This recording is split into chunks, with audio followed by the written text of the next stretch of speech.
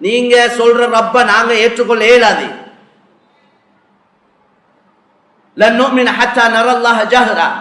நீங்க ரப்பு ரப்பேன்ற ஒன்றை சொல்றீங்க, கண்ணுக்கு விளங்காத ஒன்றை சொல்றீங்க, மறைவான ஒன்றை சொல்றீங்க, அதை எங்களுக்கு நம்ப இயலாது. அதை நாங்க நேரடியா பார்க்கணும், கண்ணுக்கு கண்ணால பார்க்கணும். அரினல்லாஹ ஜஹரா, நீங்க சொல்ற அல்லாஹ்வை நேரடியாக எங்களுக்கு காட்டுங்கன்னு சொன்னாங்க மூசா அலைஹிஸ்ஸலாத்துடைய கூட்டம். கண்ணியமான சகோதரர்களே, பார்த்து நம்புறதுக்கு பேர் ஈமான் அல்ல. கண்ணால ஒன்றை பார்த்ததுக்கு பின்னால நம்புறதுக்கு பேர் ஈமான் இல்லை. கண்ணுக்கு மறைவானதை நம்புறதுக்கு பேர் தான் ஈமான்.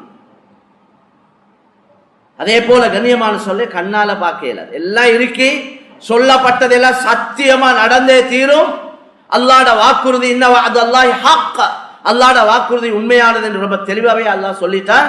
அல்லாஹ் வாக்குக்கு மாறுபாடு செய்யாதவன் என்றும் சொல்லிட்டான். அதனால இன்றைக்கு ஒவ்வொருத்தர சொந்த வாழ்க்கையில என்னென்ன நிலைமைகள் வந்து போய் கொண்டிருக்கிறதோ இது எல்லாமே அந்த அல்லாஹ்வுடைய முடிவுபடித்தான் வந்து கொண்டிருக்கு. நாங்க சில நேரம் ஆச்சரியப்படுறோம், என்னப்பா இவ்வளவு முயற்சி செஞ்சு இவ்வளவு சம்பாதிச்சு இப்படி எல்லாம் நடக்குதே, என் வாழ்க்கையில இப்படி சோதனையே, இப்படி பிரச்சனையே. அந்த சோதனைகள் அது ரஹ்மத்துடைய அடிப்படையில வருவதென்றா பரவாயில்லை என்ற துனியாவே சோதனைக்குரிய இடம்தான். நலவு செய்ய செய்ய அல்லாஹ்வை நெருங்க நெருங்க அல்லாஹ்வுக்கு விருப்பமான வேலைகளை செய்ய செய்ய சோதனைகள் நாளுக்கு நாள் கூடிக்கொண்டே இருக்கும். இதுதான் குர்ஆன் ஹதீஸ் சொல்லக்கூடிய தெளிவான கருத்து. அது நல்லவங்களுக்கு அந்த சோதனை ரஹ்மத்தாக இருக்குது, அல்லாஹ்வை நெருங்குறதுக்கு காரணமா இருக்கு. எல்லா ரசூல்மாரும் சோதிக்கப்பட்டார். நபி ஸல்லல்லாஹு அலைஹி வஸல்லம் சொன்னாங்க, அஷத்துன் நாஸி பலாஅன் அல் அன்பியா சும்மல் அம்சல் ஃபல் அம்சல். இந்த உலகத்துல கடுமையான சோதனை, பயங்கரமான சோதனை முதலாவது நபிமார்களுக்கு, ரசூல்மார்கள் நபிமார்களுக்கு தான் பெரிய சோதனை. சும்மல் அம்சல் ஃபல் அம்சல். நபிமாருக்கு அடுத்த அந்தஸ்துல யார் இருக்கிறாங்களோ அவங்களுக்கு அதுக்கு ஏற்ற மாதிரி சோதனை வரும். அந்த அவங்களுக்கு அடுத்த அந்தஸ்துல அல்லாஹ்வுக்கு நெருக்கமாக யார் இருக்கிறாங்களோ அவங்களுக்கு அதுக்கேற்ற மாதிரி சோதனை. அப்ப இந்த குர்ஆன் ஹதீஸ்கள் நிறைய இருக்கு விஷயங்கள். நேரங்கள் சுருக்கம், ஜும்மாவுடைய நாள்.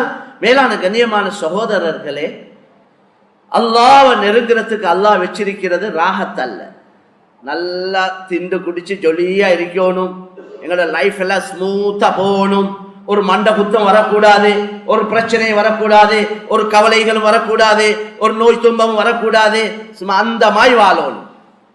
அது அல்ல அல்லாஹ்வை நெருங்குறதுக்குள்ள வழி. குர்ஆன் ஹதீஸ்ல எங்கேயும் யாரும் காட்டேயில்லாது, எங்கேயும் யாரும் காட்டேயில்லாது. அல்லாஹ்வை நெருங்குறதுக்குள்ள வழி சொல்லப்பட்டிருக்குது. இதுதான் கஷ்டம், பிரச்சனை, சோதனை, நெருக்கடி, மௌத்து, கவலைகள், நோய் துன்பங்கள். என்ன ஒரு காலில் முள்ளு குத்தினாலும் பாவம் மன்னிக்கப்படுவேன்னு வந்துடு. கொஞ்சம் ஒரு கவலை ஒன்று வருவது, சின்ன ஒரு கவலை வந்துச்சேண்டா அந்த கவலையால பாவம் மன்னிக்கப்படுதுன்னு வந்துடு. அல்லாஹ்க்கு மோனும் இந்த அடியான் எப்படியாவது மன்னிச்சுடும், இவனை எப்படியாவது மன்னிக்கும். சில நேரம் எங்கட அமல்கள்ல குறைபாடு இருக்கேலும் அப்ப அல்லாஹ் இவருக்கு ஒரு அந்தஸ்தை நாடி இருக்கிறார்.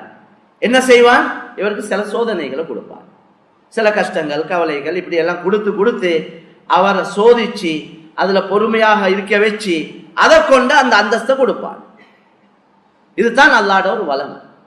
அதனால கண்ணியமான சகோதரர்களே, அல்லாஹ்வின் நல்லடியார்களே, வியாபாரம் தொழில்ல இந்த வருமான வழிகள் பல முயற்சிகளை நீங்க ஈடுபடுறோம். இதை துப்புரவா செய்ய முயற்சி செய்வோம். எங்களோட சக்திக்கு எவ்வளவு ஏழுமோ அவ்வளவுதான் அல்லாஹ் எதிர்பார்க்கிறார். இத்தகுல்லாஹ மஸ்ததஅதும், உங்களோட சக்திக்கு எவ்வளவு ஏழுமோ, இதுக்கு அங்கல ஏலா என்று சொல்லக்கூடிய அளவுக்கு நீங்க அல்லாஹ்வை பயந்து நடந்துக்கணும்.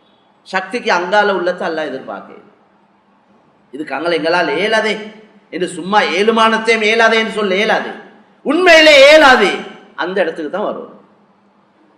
அப்படி நாங்க நடப்பமா இருந்தா அல்லாஹ் காலம், நிலைமை எல்லாத்தையும் வச்சு உதவி செய்வார். நிச்சயமா சத்தியமா அல்லாஹ் உதவி செய்வார். எல்லாருக்கும் அல்லாஹ்வோட உதவியை பார்க்கலும். அல்லாஹ்வோட உதவி அவருக்கு தான் பார்க்கலும். நபிமாருக்கு மட்டும்தான், ரசூல்மாருக்கு மட்டும்தான், சஹாபாக்களுக்கு மட்டும்தான், அவுலியாக்கள் நாதாக்களுக்கு மட்டும்தான் என்று இல்லை.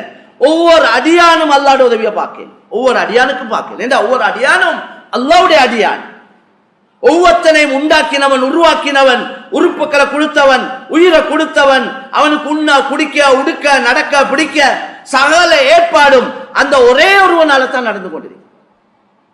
அதனால் ஒவ்வொரு கருப்பனும் வெள்ளையனும் அரபியும் அஜபியும் பணக்காரனும் ஏழையும் கிராமவாசி நகரவாசி ஒவ்வொரு ஆண் பெண் ஒவ்வொரு அடியானுக்கும் அல்லாஹ்வுடைய நெருக்கத்தை யாரும் இப்படி யோசிக்க தேவையில்லை. நாங்க எல்லாம் கருப்பு தானே, அதனால நாங்க எப்படி அல்லாஹ்வை அடையலும், அல்ல நாங்க எல்லாம் கிராமத்துல உள்ள ஆட்களே எப்படி நாங்க அல்லாஹ்வை அடையலும், நாங்க எல்லாம் படிச்சு இல்லே எப்படி நாங்க அல்லாஹ்வுடைய நெருக்கத்தை அடையலும், எங்கள்கிட்ட வசதி இல்லே நாங்க எப்படி அல்லாஹ், அப்படி ஒன்றும் இல்லை.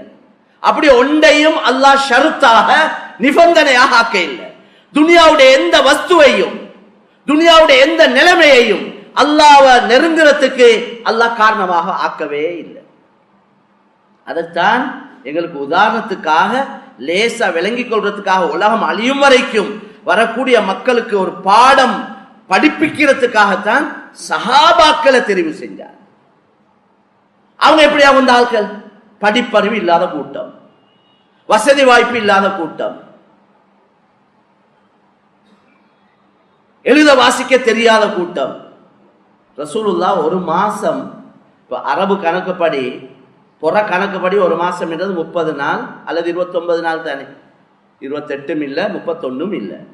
இந்த 29 30 சஹாபாக்களுக்கு விளங்கப்படுத்திக்கிறாங்க. எப்படி? அஷ்ஷஹ்ரு ஹாகதா வஹாகதா வஹாகதா, அப்படிதான் விளங்கப்படுத்திக்கிறாங்க. ஒரு மாசம் என்றா 10 30 என்று சொல்ல இல்லை, 30 என்று சொன்னா விளங்காது சஹாபாக்கள். அந்த 30 என்றா என்னன்னு கேட்பாங்க சஹாபா. அப்படியா அந்த ஆட்கள் சஹாபாக்கள்? யோசிச்சு பாருங்க, படிப்பறிவுல எவ்வளவு அடிமட்டத்தில் இந்த ஆட்கள் அவங்க. அப்ப எப்படி விளங்கப்படுத்தினாங்க? விரலை காட்டித்தான் அந்த சின்ன பிள்ளைகளுக்கு விளங்கப்படுத்துற மாதிரி.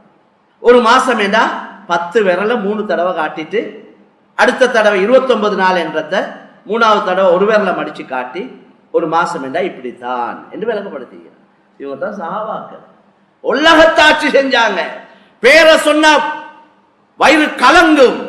அப்படி ஒரு நிலைமைக்கு 23 வருஷத்துக்குள்ள அல்லாக்கினான். அவங்களும் அதுக்கேற்ற மாதிரி நபியுடைய புத்திமதியை ஒன்று தட்டி கழிக்க இல்லை. நீங்க சொல்றமா எங்களுக்கு நடக்கல யார சூழல்லா, அப்படி எல்லாம் செய்யல, இப்படி எல்லாம் அந்த பேச்சுக்கே இடம் இல்லை. யார சூழல்லா, நீங்க என்ன சொல்றீங்களோ நாங்க செய்வோம். நீங்க மலையில இருந்து குதிக்க சொல்லுங்க, நாங்க குதிப்போம். கடல்ல பாய சொல்லுங்க, நாங்க பாய்வோம். நாங்க சொல்ல மாட்டோம். மூசா அலைஹிஸ்ஸலாம் அவங்களுக்கு அவங்களோட கூட்டம் சொன்ன மாதிரி, இதஹப் அன்த ரப்புக ஃபகாத்திலா இன்னா ஹாஹுனா காயிதூன். ஏ மூசா, நீங்களும் உங்களோட ரப்பும் போயிட்டு யுத்தம் செய்யுங்க, எங்களுக்கு இந்த யுத்தத்துக்கு எல்லாம் வரையலாம், நாங்க இங்கே இருந்து கொள்றோம், நீங்க போய் உங்க ரப்போட போயிட்டு யுத்தம் செய்யுங்க. அப்படி சொல்ற கூட்டம் இல்ல நாங்க. நீங்க என்ன சொல்றீங்களோ அதுக்கு செய்ய தயாரான கூட்டம் என்று சொன்னவங்க தான் சஹாபா.